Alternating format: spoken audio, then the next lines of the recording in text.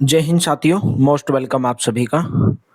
Haryana group D 2026 के लिए India GK की क्लास में क्लास नंबर 39 है। इंडिया जीके 15 नंबर की पूछी जाती है हरियाणा ग्रुप डी के अंदर, और कम से कम 15 से 20 क्वेश्चन आपके हरियाणा पुलिस के अंदर भी आते हैं इंडिया जीके के। तो हमारी जो क्लासेज है ये डेली सुबह 11 बजे आती है इंडिया जीके की, और डेली सुबह 7 बजे Haryana GK Haryana current affairs की आती है। साइंस की डेली दोपहर को 2 बजे आती है, और डेली रात को 9 बजे मॉक टेस्ट चलता है भाई। डेली मॉक टेस्ट रहता है, लाइव मॉक टेस्ट रहता है। तो इस मॉक टेस्ट के अंदर जुड़ करके सभी स्टूडेंट अपनी तैयारी को जांचते हैं, और 230 रुपीज में हरियाणा ग्रुप डी के लिए ऑल सब्जेक्ट की पीडीएफ इस नंबर के ऊपर व्हाट्सएप करके आप प्राप्त कर सकते हैं। तो आज हमारी ये जो ज्योग्राफी की भूगोल की लास्ट क्लास है, उसके बाद हमारी पॉलिटी हो चुकी है, हिस्ट्री हो चुकी है, ज्योग्राफी आज कंप्लीट हो जाएगी। उसके बाद हम स्टैटिक जीके की शुरुआत करेंगे। स्टैटिक जीके में जैसे आपका भाई जितने भी नृत्य हैं, भारत में प्रथम कौन, कब, क्या, यानी कि जितने भी परियोजनाएं हैं वो सब हम करेंगे। और उसके जितने भी महत्वपूर्ण दिवस मनाए जाते हैं, महत्वपूर्ण डे जो दो होते हैं, इंपॉर्टेंट डे जो होते हैं, मोस्ट इंपॉर्टेंट जो स्टैटिक जीके में आपके एग्जाम में पूछे जाते हैं। उसके बाद में हम पीवाईक्यू स्टार्ट करेंगे इंडिया जीके की। लगभग 2,500 से 3,000 पीवाईक्यू मैं आपको करवाऊंगा इंडिया जीके की। ठीक है, बस आपको इतना ही करना है इंडिया जीके में, और इससे फालतू कुछ नहीं करना है। मैक्सिको की खाड़ी और लेब्राडोर जो सागर है, निम्नलिखित में से पूछा गया है कि किसके भाग हैं। तो वो भाग हैं अटलांटिक महासागर के। डी ऑप्शन करेक्ट हो जाएगा। मैक्सिको की खाड़ी और लेब्राडोर जो सागर है वो अटलांटिक महासागर का भाग है। मैक्सिको की खाड़ी उत्तर में यानी कि नॉर्थ में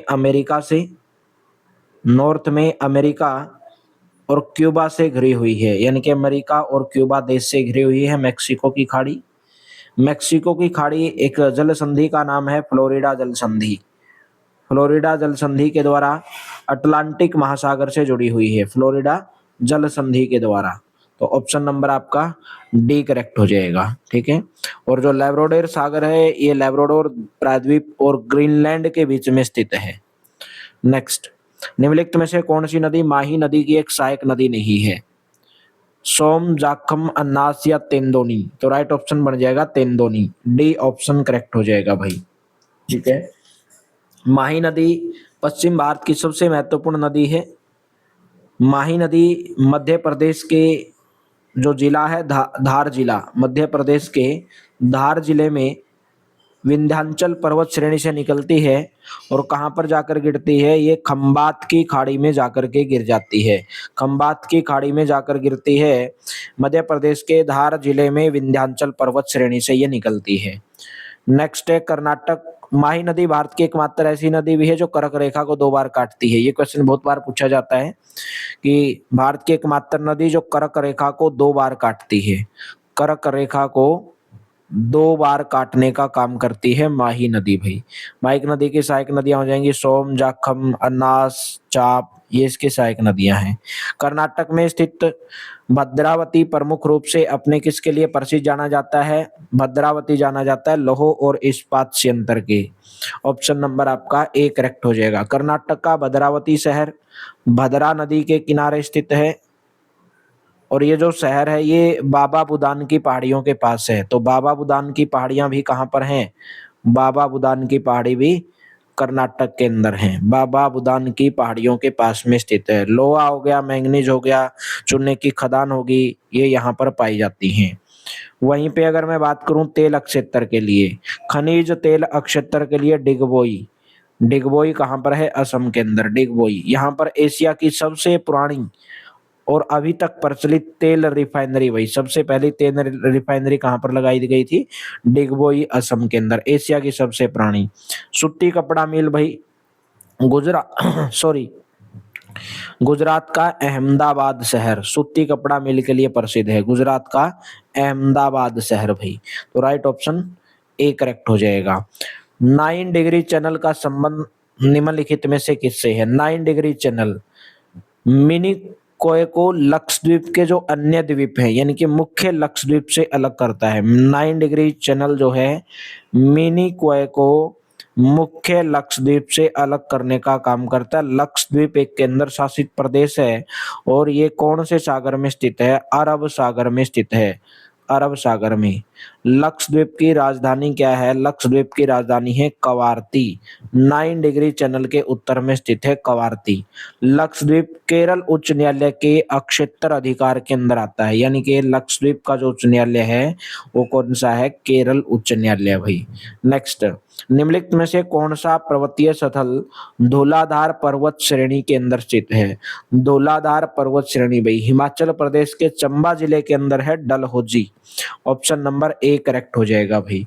ठीक है, देखिए उत्तराखंड राज्य के अंदर जो नैनीताल शहर है वहां पे झील है मेरे दोस्तों, नैनीताल झील। ठीक है, नैनीताल झील ये उत्तराखंड के अंदर है और इसी झील के कारण भी, नैनी झील के कारण इसका नाम क्या पड़ा है?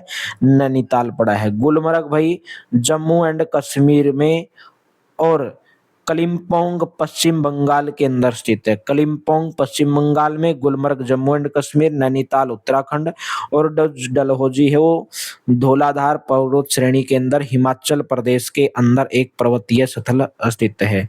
नेक्स्ट है, कर्क रेखा किसके सिवाय निम्नलिखित सभी राज्यों से होकर गुजरती है?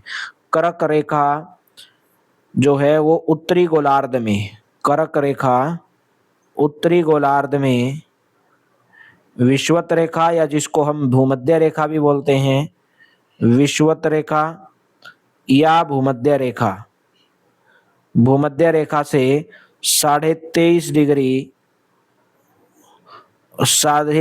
डिग्री उत्तर की कोणीय दूरी पर स्थित है भाई कर्क रेखा। भारत में कर्क रेखा कुल 8 राज्यों से होकर गुजरती है और 8 राज्य कौन कौन से हैं? गुजरात है, राजस्थान, मध्य प्रदेश, छत्तीसगढ़, झारखंड, वेस्ट बंगाल और एक आपका आ जाएगा त्रिपुरा और मिजोरम। यहाँ पे लिख दे रहा हूँ त्रिपुरा और मिजोरम। तो इनमें से कौन सा नहीं है? हरियाणा नहीं है भाई। ठीक है, हरियाणा इनमें से नहीं है, सी ऑप्शन करेक्ट हो जाएगा। नेक्स्ट, क्षेत्रफल की दृष्टि से भारत का दूसरा सबसे बड़ा राज्य निम्नलिखित में से कौन सा? क्षेत्रफल की दृष्टि से मध्य प्रदेश भारत का दूसरा सबसे बड़ा राज्य है। पहले नंबर पे आता है वही राजस्थान। ठीक है, क्षेत्रफल की दृष्टि से सबसे छोटा राज्य कौन सा है भारत का? गोवा राज्य है। जनसंख्या की दृष्टि से सबसे बड़ा राज्य कौन सा है? उत्तर प्रदेश है 2011 की जनगणना के अनुसार। और जनसंख्या की दृष्टि से भारत का सबसे छोटा राज्य कौन सा है? सिक्किम है। जनसंख्या की दृष्टि से, क्षेत्रफल की दृष्टि से गोवा सबसे छोटा राज्य है। जोग जलप्रपात निम्नलिखित में से किस राज्य के अंदर स्थित है? जोग जलप्रपात है कर्नाटक के अंदर। कौन सी नदी के ऊपर है जोग जलप्रपात? गरसोपा जलप्रपात भी बोल देते हैं, शरावती नदी के ऊपर है भाई। महात्मा गांधी जलप्रपात भी इसको बोल देते हैं, महात्मा गांधी, और इसको गरसोपा भी बोल देते हैं, इसको हम गरसोपा जलप्रपात भी बोल देते हैं। कर्नाटक के अंदर ये शरावती नदी के किनारे स्थित है भाई, शरावती नदी के किनारे। वहीं पे मैं बात करूं कर्नाटक के अंदर और कौन कौन से जलप्रपात हैं? एक आपका हुंड्रू जलप्रपात। हुंड्रू जलप्रपात कहाँ पर है? ये झारखंड के अंदर है। ठीक है, एक आपका शिव समुद्रम जलप्रपात, शिव समुद्रम, शिव समुद्रम, और एक है आपका कुंचिकल। शिव समुद्रम और कुंचिकल जो जलप्रपात हैं वो कर्नाटक राज्य के अंदर स्थित हैं।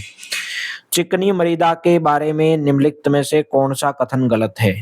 चिकनी मृदा के कणों के बीच बहुत कम खाली स्थान होता है। चिकनी मृदा को फुल्लर्स अर्थ भी कहा जाता है। चिकनी मृदा का उपयोग बर्तन और खिलौने बनाने के लिए किया जाता है। चिकनी मृदा अधिक समय तक जल धारण नहीं कर सकती, ये गलत है भाई। ठीक है, जो चिकनी मिट्टी है बहुत लंबे समय तक जल धारण कर सकती है, डी ऑप्शन इसके अंदर गलत है। भारत में फाइकस रिलीजियोसा को किस वृक्ष के नाम से सामान्य तौर पर जाना जाता है? फिकस रिलीजियोसा भाई, वो कौन सा है? पीपल। डी ऑप्शन आपका यहाँ पे करेक्ट हो जाएगा। फिकस रिलीजियोसा पीपल का वानस्पतिक नाम है भाई। ये पेड़ भारत, नेपाल, श्रीलंका, चीन, इंडोनेशिया के अंदर पाया जाता है। वहीं पे मैं बबूल की अगर बात करूं, बबूल को हम किक्कर, जो हमारे किक्कर होते हैं जिसको सूल भी होते हैं, इसका जो वास्तविक जो वानस्पतिक नाम है, इसका वानस्पतिक नाम है आकाशिया, इसका वानस्पतिक नाम है आकाशिया नीलोतिका, आकाशिया नीलोतिका बबूल का वानस्पतिक नाम है।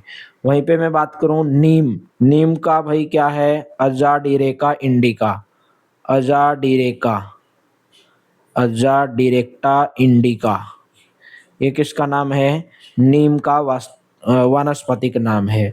साल के पेड़ का वैज्ञानिक नाम क्या है, सोरिया रोबस्टा, सोरिया रोबस्टा, ये साल के वृक्ष का वानस्पतिक नाम है। तो ऑप्शन नंबर डी हो जाएगा। नेक्स्ट है मदिकेरी पर्वतीय स्थल निम्नलिखित में से किस राज्य के अंदर स्थित है। मदिकेरी, मदिकेरी है भाई ये कर्नाटक का, कर्नाटक का एक जिला है कोडगु जिला भाई, कर्नाटक के कोडगु जिले के अंदर है, कोडगु जिले के अंदर। ठीक है, बाबा बुदानगिरी की पहाड़ियां भी कहाँ पर हैं, कर्नाटक के अंदर स्थित हैं भाई, कर्नाटक के अंदर स्थित हैं। भारत में सूरजमुखी का सबसे अधिक उत्पादन भी कहाँ पर होता है, कर्नाटक के अंदर होता है सूरजमुखी का। कॉफी उत्पादन में पहले स्थान पर है भाई कर्नाटक राज्य, भारत के अंदर पहले स्थान पर आता है कर्नाटक। नेक्स्ट बताइए, नीलगिरी की टोडा जनजाति का एक सबसे महत्वपूर्ण त्योहार निम्नलिखित में से कौन सा है, वो है मोद बेटा। ऑप्शन नंबर बी करेक्ट हो जाएगा, मोद बेटा, B option will be correct भाई। ठीक है, वहीं पे टोडा जो जनजाति है उसका सबसे महत्वपूर्ण त्योहार है मोद बेटा, जो एक मेला लगता है बाणेश्वर मेला भाई, ये कहाँ पर लगता है, भारत के राजस्थान के अंदर लगता है, डूंगरपुर जिला है राजस्थान का, राजस्थान के डूंगरपुर जिले के अंदर बाणेश्वर मेला लगता है। कर्मा पर्व है आपका झारखंड, बिहार, पश्चिम बंगाल, मध्य प्रदेश, उड़ीसा, असम, एक फसल उत्सव है कर्मा। लोसर त्योहार भाई मोनपा जनजाति के द्वारा मनाया जाता है, मोनपा जनजाति के द्वारा कौन सा त्योहार मनाया जाता है, लोसर त्योहार मनाया जाता है। निम्नलिखित में से कौन सी पर्वत श्रृंखला दक्षिण अमेरिका के अंदर स्थित है, दक्षिण अमेरिका महाद्वीप के अंदर फैली हुई है, एंडीज पर्वत श्रृंखला भाई, दुनिया की सबसे लंबी पर्वत श्रृंखला, दुनिया की सबसे लंबी पर्वत श्रृंखला कौन सी है, एंडीज पर्वत श्रृंखला। दक्षिण अफ्रीका महाद्वीप के 7 देश आते हैं भाई दक्षिण अमेरिका महाद्वीप के अंदर, कौन कौन से आते हैं, एक आता है कोलंबिया, अर्जेंटीना, चिली, एक आता है बोलिविया, पेरू, वेनेजुएला और इक्वाडोर। ठीक है, दक्षिण अफ्रीका महाद्वीप के 7 राज्यों से होकर ये गुजरती है एंडीज पर्वतमाला भी, Colombia, Argentina, Chile, Bolivia, Peru, Venezuela और इक्वाडोर से होकर ये गुजरती है। टिटिकाका झील भाई विश्व की सबसे ऊंची नौगम्य झील, टिटिकाका, टिटिकाका झील विश्व की सबसे ऊंची नौगम्य झील, ये भी एंडीज पर्वतमाला के अंदर स्थित है भाई। एंडीज और रॉकी पर्वत कैसे मोड़दार पर्वत हैं, नवीन मोड़दार पर्वत हैं भाई, मोड़दार पर्वत। ठीक है, रॉकी पर्वत की सबसे ऊंची चोटी है माउंट एल्बर्ट। अगर आपसे पूछा जाए जो रॉकी पर्वत है उसकी सबसे ऊंची चोटी का नाम बताइए, माउंट एल्बर्ट भाई, माउंट एल्बर्ट। ठीक है, एक आपका आल्पस पर्वत, यूरोप का सबसे ऊंचा पर्वत है भाई आल्पस पर्वत। ठीक है, आल्पस पर्वत। ग्रेट डिवाइडिंग ऑस्ट्रेलिया की सबसे बड़ी पर्वतमाला, ऑस्ट्रेलिया की सबसे बड़ी जो पर्वतमाला है वो ग्रेट डिवाइडिंग है भाई। ठीक है, और ऑस्ट्रेलिया का सबसे बड़ा मरुस्थल कौन सा है, द ग्रेट विक्टोरिया मरुस्थल। पंजाब हिमालय कौन सी नदियों के मध्य में स्थित है, पंजाब हिमालय सिंधु और सतलुज भाई, ऑप्शन नंबर बी। इस हिमालय में पीर पंजाल श्रेणी, जास्कर श्रेणी, लद्दाख और धौलावा जो धौलाधार पर्वत श्रेणियां इसी के अंदर शामिल हैं। नेक्स्ट, मांडवी सागर तट कहाँ पर स्थित है, मांडवी सागर तट भारत के गुजरात राज्य के अंदर स्थित है, बी ऑप्शन करेक्ट हो जाएगा। उड़ीसा के अंदर भाई उत्कल तटीय मैदान, कौन सा, उत्कल तटीय मैदान। महाराष्ट्र की अगर मैं बात करूं मालाबार तट का विस्तार मंगलुरु से कन्याकुमारी तक है। कच्छ का रण गुजरात के अंदर है, कच्छ के रण में क्या पाए जाते हैं, जंगली गधों के लिए प्रसिद्ध है भाई। उज्जैन कौन सी नदी के पूर्व की ओर मालवा के पठार पर स्थित है, उज्जैन है शिप्रा यानी कि अक्षिप्रा। ऑप्शन नंबर आपका यहाँ पे ए करेक्ट हो जाएगा भाई, अक्षिप्रा। और उज्जैन के अंदर आप लोग जानते होंगे अक्षिप्रा नदी के ऊपर उज्जैन में हर 12 साल में एक मेला लगता है, महाकुंभ मेला लगता है भाई, महाकुंभ मेला लगता है। शिप्रा नदी मध्य प्रदेश के मंदसौर में चंबल नदी से जाकर के मिल जाती है। और इंद्रावती गोदावरी नदी की सहायक नदी है। इंद्रावती कौन सी नदी की सहायक नदी है? गोदावरी नदी की सहायक नदी है। ठीक है। और चित्रकोट जलप्रपात, चित्रकोट जलप्रपात ये आपका इंद्रावती नदी के ऊपर बना है भाई जलप्रपात। भारत के न्यागरा के नाम से जाना जाता है। भारत के न्यागरा के नाम से कौन सा जलप्रपात जाना जाता है? चित्रकोट जलप्रपात छत्तीसगढ़ के अंदर है। और सुवर्ण रेखा भाई, सुवर्ण रेखा जो नदी है छोटा नागपुर पठार की एक प्रमुख नदी है। तीस्ता बांग्लादेश में जाकर ब्रह्मपुत्र नदी के अंदर जाकर मिल जाती है। काकरा पार सिंचाई परियोजना कौन सी नदी पर स्थित है? काकरा पार भाई, काकरा पार है तापी नदी। काकरा पार सिंचाई परियोजना कौन से राज्य से संबंध है? तापी नदी के ऊपर गुजरात राज्य भाई, गुजरात राज्य। ठीक है। तापी या जिसको आप ताप्ती नदी बोलते हैं, मध्य प्रदेश के बैतूल जिले से निकलती है, बैतूल जिले से, बैतूल जिले से निकलती है मध्य प्रदेश के। काकरा पार आपके गुजरात भाई। ठीक है। और एक है नरोरा परमाणु ऊर्जा केंद्र। नरोरा कहाँ पर है? उत्तर प्रदेश के अंदर है। एक आपका कैगा परमाणु ऊर्जा केंद्र भाई, ये मैं आपको भारत के प्रमुख ऊर्जा केंद्र बता रहा हूँ जो आपके एग्जाम में पूछे जाते हैं। कैगा है कर्नाटक के अंदर। वहीं पे एक आपसे पूछा जाता है कलपक्कम, कलपक्कम परमाणु ऊर्जा केंद्र, कलपक्कम परमाणु ऊर्जा केंद्र, ये कहाँ पर है आपका? तमिलनाडु के अंदर है, तमिलनाडु में है कलपक्कम। वहीं पे मैं बात कर लेता हूँ तारापुर भाई, तारापुर, तारापुर कहाँ पर है? ये आपका महाराष्ट्र के अंदर है तारापुर। रावत भाटा राजस्थान के अंदर है। कुड्डनकुलम तमिलनाडु के अंदर है। कोरमंडल का मैदान भारत की कौन सी दिशा के अंदर अवस्थित है? कोरमंडल का मैदान भारत के दक्षिणी दिशा में स्थित है। ऑप्शन नंबर आपका डी करेक्ट हो जाएगा। कोरोमंडल तट पर सर्दियों के अंदर क्या होती है भाई? ज्यादा वर्षा होती है। उत्तर पूर्वी मानसून को अक्टूबर हीट के रूप में जाना जाता है। जास्कर नदी निम्नलिखित में से किस नदी की एक सहायक नदी है? जास्कर नदी लद्दाख के जास्कर क्षेत्र के अंदर बहती है और सिंधु नदी की एक सहायक नदी है। व्यास नदी का पुराना नाम क्या था? व्यास नदी का पुराना नाम था विपाशा भाई, विपाशा। ठीक है। और व्यास नदी भी सिंधु नदी प्रणाली का हिस्सा है। नेक्स्ट, उड़ीसा में सबसे लंबी नदी निम्नलिखित में से कौन सी है? महानदी भाई, महानदी उड़ीसा की सबसे लंबी नदी है जिसकी लंबाई 851 किलोमीटर है। और जो गोदावरी नदी है ये प्रायद्वीपीय भारत की सबसे लंबी नदी, प्रायद्वीपीय भारत की सबसे लंबी नदी कौन सी है? गोदावरी नदी है। नेक्स्ट बताइए, डाफला की पहाड़ियां मुख्य रूप से किस राज्य के अंदर हैं भाई? डाफला की पहाड़ियां हैं अरुणाचल प्रदेश के अंदर। ऑप्शन नंबर आपका सी करेक्ट हो जाएगा। ठीक है। नेक्स्ट बताइए, भारत का निम्नलिखित में से कौन सा समुद्र तट अरब सागर का नहीं है? वो है राधानगर बीच भाई। ऑप्शन नंबर बी, ये अंडमान निकोबार द्वीप समूह के अंदर, अंडमान निकोबार द्वीप समूह के अंदर भारत का कौन सा अरब सागर का नहीं है? तो राधानगर नहीं है, राधानगर तो अंडमान निकोबार द्वीप समूह के अंदर है, एक राजद्वीप है वहां पर है भाई। नेक्स्ट बताइए, किन दो देशों से मृत सागर की सीमा लगती है भाई? मृत सागर भाई, एक नमकीन झील है पश्चिम एशिया की, तो इजराइल और जॉर्डन की लगती है। ए ऑप्शन करेक्ट हो जाएगा।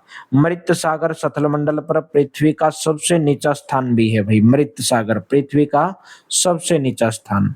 मूसी तथा भीमा कौन सी नदी की सहायक नदी है? मूसी नदी और जो भीमा नदी वो कृष्णा नदी की सहायक नदी है। कावेरी नदी की सहायक नदियां कौन सी हैं? एक आपकी भवानी है, भवानी। और कावेरी नदी की एक आपकी अमरावती है, अमरावती। ठीक है। महानदी की मैंने आपको बताया था कौन सी है? जोंक है, मांड है, ब्रह्मपुत्र की मैंने आपको बहुत बार बताया, सुबनसिरी है, बराक है, तिस्ता है। कृष्णा नदी की भाई मुसी, भीमा, तुंगभद्रा, घाटप्रभा, मालप्रभा, पंचगंगा, दूधगंगा। नेक्स्ट, नंदा देवी चोटी कहाँ पर स्थित है भाई? नंदा देवी चोटी जो है कुमायूं हिमालय के अंदर उत्तराखंड के अंदर स्थित है। विश्व की तीसरी सबसे ऊंची चोटी का नाम क्या है? कंचनजंगा भाई। विश्व की तीसरी सबसे ऊंची चोटी, और कंचनजंगा कहाँ पर है? सिक्किम के अंदर है भाई। और ये जो है भारत और नेपाल की सीमा के ऊपर स्थित है। विश्व की दूसरी सबसे ऊंची चोटी कौन सी है? केटू यानी कि गोडविन ऑस्टिन भी हम इसको कहते हैं। नेक्स्ट, किस नदी पर बगलिहार बांध का निर्माण किया गया है? देखिए मैं सभी बांधों के बताऊंगा, उनको आपसे अच्छे से याद करना है। तो बगलिहार बांध भाई चेनाब नदी के ऊपर। वहीं पे अगर मैं बात करूं सतलुज नदी के ऊपर कौन सा बांध है भाई? भाखड़ा बांध सतलुज नदी के ऊपर है। भाखड़ा बांध कौन सी? सतलुज नदी के ऊपर है। रावी नदी के ऊपर अगर मैं बात करूं कौन सा बांध है? कोई बांध नहीं। टिहरी बांध है आपका, टिहरी बांध। टिहरी बांध कौन सी नदी के ऊपर है? भागीरथी नदी के ऊपर है टिहरी बांध। एक आपका है सरदार सरोवर बांध भाई। सरदार सरोवर बांध आपका नर्मदा नदी के ऊपर है। एक आपका सबसे लंबा बांध हीराकुंड बांध भाई। हीराकुंड बांध कौन सी नदी के ऊपर है? महानदी के ऊपर है। एक आपसे पूछा जाता है नागार्जुन सागर बांध। नागार्जुन सागर बांध ये कौन सी नदी पे है? कृष्णा नदी के ऊपर है। एक आपसे पूछा जाता है पोंग बांध। पोंग बांध कौन सी नदी के ऊपर है? ये आपका व्यास नदी के ऊपर है पोंग बांध भी। बगलियार बांध हो गया चेनाब नदी के ऊपर, और एक और है चेनाब नदी के ऊपर भाई, जिसका नाम है दुलहस्ती बांध। दुलहस्ती, दुलहस्ती बांध भी चेनाब नदी के ऊपर है। बगलिहार बांध भी चेनाब नदी के ऊपर है। भाखड़ा बांध सतलुज नदी के ऊपर, टिहरी बांध भागीरथी, सरदार सरोवर बांध नर्मदा नदी, हीराकुंड महानदी, नागार्जुन जो है कृष्णा नदी, और पोंग बांध जो है व्यास नदी के ऊपर स्थित है। सिक्किम को तिब्बत से जोड़ने वाले उस दर्रे का क्या नाम है जिसे 1962 में भारत पर चीन आक्रमण के बाद बंद कर दिया गया था, लेकिन 2006 में उसे फिर से खोल दिया गया क्योंकि दोनों देशों की सरकारों ने भूमि मार्गों के माध्यम से अपने व्यापार को बढ़ाने का निर्णय लिया था। तो था मेरे दोस्तों नाथुला दर्रा भाई। नाथुला दर्रा कहाँ पर है? ये आपके सिक्किम के अंदर है, यानी कि सिक्किम गंगटोक। गंगटोक भारत के अंदर सिक्किम की राजधानी गंगटोक, ठीक है। और लासा तिब्बत के बीच एक संपर्क का मार्ग करते हैं। एक आपका बारालाचा दर्रा है जो हिमाचल प्रदेश को लद्दाख से जोड़ने का काम करता है। यहीं पे मैं बात कर लेता हूँ इमलीसा दर्रा, लद्दाख। लद्दाख भारत के अंदर और तिब्बत यानी कि चीन को जोड़ने का काम करता है इमलीसा दर्रा भाई, ठीक है। एक आपका लानकला दर्रा है। लानकला दर्रा लद्दाख को तिब्बत से जोड़ने का काम करता है। लद्दाख को किसे जोड़ने का काम करता है? तिब्बत से जोड़ने का काम करता है लानकला दर्रा। नेक्स्ट है, भारत में सबसे ऊंचाई पर स्थित रेलवे स्टेशन कौन से राज्य के अंदर स्थित है? ये है आपका पश्चिम बंगाल के अंदर भाई। जिस रेलवे स्टेशन का नाम है घूम रेलवे स्टेशन। क्या नाम है? घूम रेलवे स्टेशन भाई, पश्चिम बंगाल के दार्जिलिंग के अंदर है। पश्चिम बंगाल के दार्जिलिंग के अंदर स्थित है, जिसकी ऊंचाई लगभग 2258 मीटर है। 2258 मीटर है पश्चिम बंगाल के अंदर घूम रेलवे स्टेशन भाई। 2258 मीटर इसकी लंबाई है। भारत का सबसे ऊंचाई पर स्थित रेलवे स्टेशन है। वहीं पे अगर मैं आपसे पूछ लूं कि भारत का सबसे लंबा रेल मार्ग भाई, भारत का सबसे लंबा रेल मार्ग, भारत का सबसे लंबा रेल मार्ग है डिब्रूगढ़। डिब्रूगढ़ से, डिब्रूगढ़ कहाँ पर? असम के अंदर। और कन्याकुमारी यानी कि तमिलनाडु भाई। कन्याकुमारी तमिलनाडु भारत का सबसे लंबा रेल मार्ग है। भारत का सबसे लंबा प्लेटफॉर्म भाई कर्नाटक राज्य के हुबली में। कर्नाटक राज्य के हुबली में भारत का सबसे लंबा प्लेटफॉर्म भाई। नेक्स्ट बताइए, वर्कला, चोवारा, चवाक्कड़ और नतिका कौन से राज्य के अंदर समुद्र तट हैं? ये केरल के अंदर है। ऑप्शन नंबर आपका ए करेक्ट हो जाएगा। नेक्स्ट, एशिया की सबसे लंबी नदी का नाम बताना है भाई। एशिया की सबसे लंबी नदी का नाम है यांग तजे नदी भाई, ठीक है। वहीं पे मैं बात कर लूं नील नदी भाई, संसार की यानी कि विश्व की सबसे लंबी नदी नील नदी भाई। नील नदी, सबसे लंबी नदी कौन से महाद्वीप में है? ये आपकी अफ्रीका महाद्वीप के अंदर है, अफ्रीका। और जल के आयतन, जल के वॉल्यूम के आधार पर संसार की सबसे बड़ी नदी, जल के आयतन के आधार पर, यानी कि सबसे ज्यादा जो जल है उसका जो वॉल्यूम सबसे ज्यादा भाई, वो है अमेजन नदी, विश्व की सबसे बड़ी नदी भाई, विश्व की सबसे बड़ी नदी, जल के आयतन के आधार पर सबसे बड़ी नदी भाई। वैसे कौन सी है सबसे लंबी? अफ्रीका महाद्वीप के अंदर नील नदी, लेकिन जल के आयतन के आधार पर। वहीं पे मैं बात करता हूँ यूरोप की सबसे लंबी नदी कौन सी है? वोल्गा नदी भाई। वोल्गा नदी जो है वो यूरोप की सबसे लंबी नदी है, वोल्गा नदी। भारत की सबसे लंबी नदी कौन सी है? भारत की सबसे लंबी नदी का नाम है गंगा नदी, भारत की सबसे लंबी नदी है। नेक्स्ट, भारत की सबसे लंबी नदी कौन सी है? मैंने आपको बता भी दिया भाई, गंगा है, जिसकी जो लंबाई है वो लगभग कितनी है? 2525 किलोमीटर है भाई। गोदावरी नदी की लंबाई कितनी है? 1465 किलोमीटर, 1465 किलोमीटर।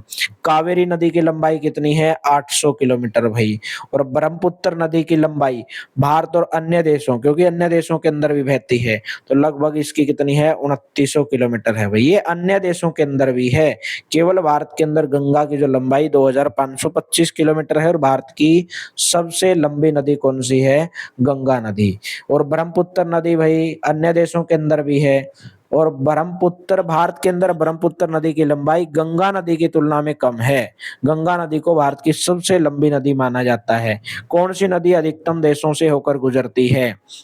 डेन्यूब नदी गुजरती है भाई। ऑप्शन नंबर डी करेक्ट हो जाएगा। यूरोप की दूसरी सबसे बड़ी नदी है, ऑप्शन नंबर आपका डी करेक्ट हो जाएगा। Germany, Australia, Hungary, Serbia, Ukraine, ठीक है, और एक आपका स्लोवाकिया, बुल्गारिया, इन देशों से होकर के गुजरती है।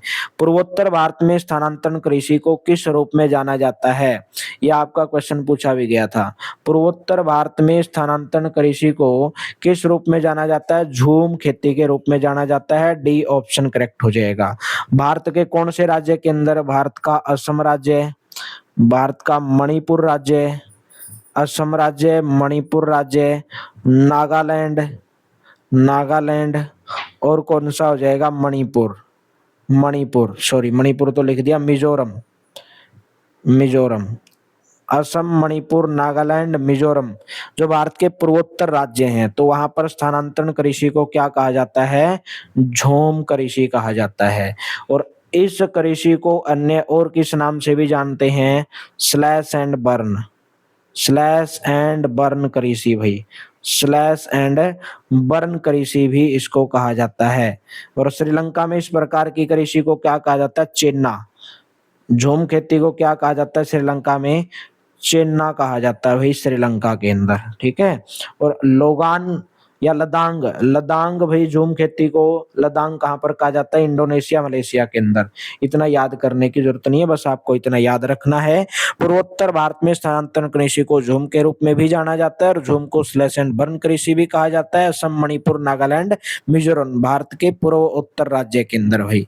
नेक्स्ट है, स्टेट जावा द्वीप समूह और सुमात्रा को अलग करने का काम करता है सुंडा भाई, सुंडा जल संधि। ऑप्शन नंबर आपका बी करेक्ट हो जाएगा। सुंडा जल संधि इंडोनेशिया के जावा को सुमात्रा से अलग करती है, हिंद महासागर को जावा से जोड़ने का काम करती है। मलक्का जल संधि हिंद महासागर को प्रशांत महासागर से जोड़ने का काम करती है, मलक्का जल संधि। और मलेशिया को सुमात्रा द्वीप से अलग करती है। कुक जल संधि न्यूजीलैंड के उत्तरी दक्षिणी द्वीप को, इतना याद नहीं करना, इसको आप छोड़ सकते हैं। नेक्स्ट बताइए, उस गहरी और संकरी घाटी को क्या भौगोलिक नाम दिया गया जिसमें नदियों, हवा, बारिश और विवर्तनिक गतिविधियों के द्वारा अपक्षय और कटाव से निर्मित खड़ी दीवारें होती हैं? तो उसको नाम दिया गया कैनियन। ऑप्शन नंबर आपका सी करेक्ट हो जाएगा, ठीक है, option number C will be correct.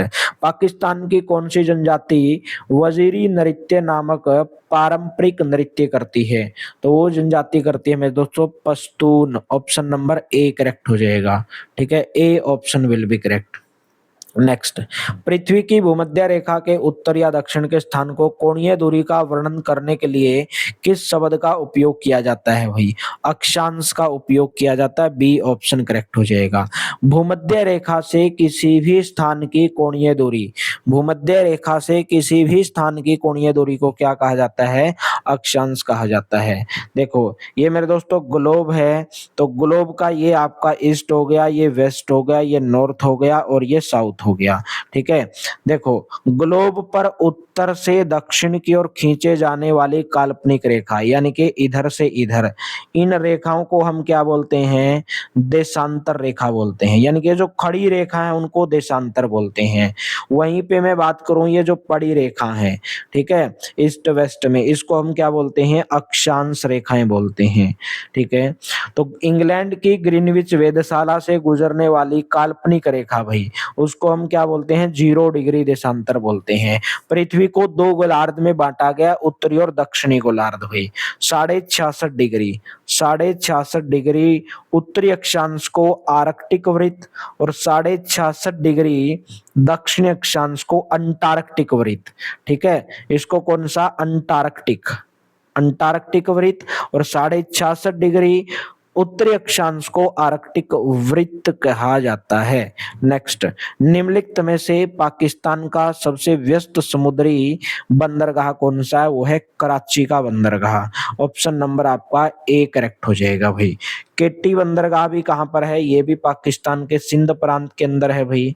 ठीक है, ये भी पाकिस्तान के सिंध प्रांत के अंदर है। उपजाऊ जलोढ़ मिट्टी जिसका उत्पादन करने के लिए सबसे उपयुक्त है भाई। उपजाऊ, इसने पूछा है कि जो उपजाऊ जलोढ़ मिट्टी है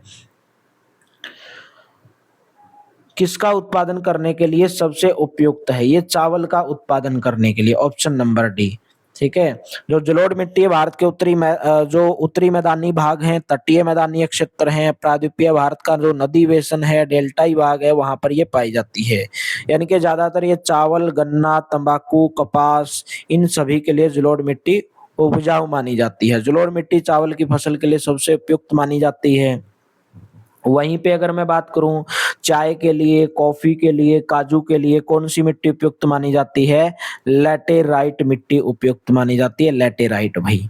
ठीक है, नेक्स्ट बताइए, पृथ्वी की उष्मा से प्राप्त ऊर्जा को क्या कहा जाता है? पृथ्वी की आंतरिक परतों में, पृथ्वी की जो आंतरिक परत है उसमें रेडियोधर्मी जो एलिमेंट है उनके विघटन से या चट्टानों के दबाव से जो उत्पन्न ऊर्जा होती है उसको तापीय ऊर्जा बोलते हैं। तो पृथ्वी की उष्मा से ऊर्जा प्राप्त को हम क्या बोलते हैं? भूतापीय ऊर्जा बोलते हैं। और विकिरण ऊर्जा किसको बोलते हैं? सूर्य से प्राप्त होने वाली जो ऊर्जा है, सौर ऊर्जा, सौर ऊर्जा किसको बोलेंगे? सूर्य से प्राप्त होने वाली विकिरण ऊर्जा को सौर ऊर्जा बोल देंगे। ज्वारीय ऊर्जा, ज्वार भाटे के उठने और गिरने से जो ऊर्जा प्राप्त होती है उसको ज्वारीय ऊर्जा कहा जाता है। बायोगैस या जैव ऊर्जा किसको बोलेंगे? जैविक उत्पाद, जैसे खेती के अवशेष हो गए, कोई भी प्राकृतिक वनस्पति हो गई, शहर का कूड़ा कचरा हो गया, अपशिष्ट पदार्थों से जो ऊर्जा उत्पन्न होती है उसको बायोगैस ऊर्जा बोल देंगे। नेक्स्ट है, द्रिंगबाड़ी हिल स्टेशन भारत के किस राज्य के अंदर स्थित है? द्रिंगबाड़ी है उड़ीसा के अंदर भाई। ऑप्शन नंबर बी करेक्ट हो जाएगा। और भी आपसे बहुत एग्जाम के अंदर पूछ लिया जाता है कि पश्चिम बंगाल के अंदर दार्जिलिंग भाई, दार्जिलिंग सबसे ऊंचाई पर रेलवे स्टेशन है पश्चिम के दार्जिलिंग के अंदर। घूम रेलवे स्टेशन बताया था आपको। ठीक है, ऊटी कहाँ पर है? तमिलनाडु में है। ऊटी कहाँ पर है? ऊटी भारत के प्रमुख हिल स्टेशन की मैं बात कर रहा हूँ। ऊटी जो रेलवे स्टेशन, हिल स्टेशन कहाँ पर? तमिलनाडु के अंदर है।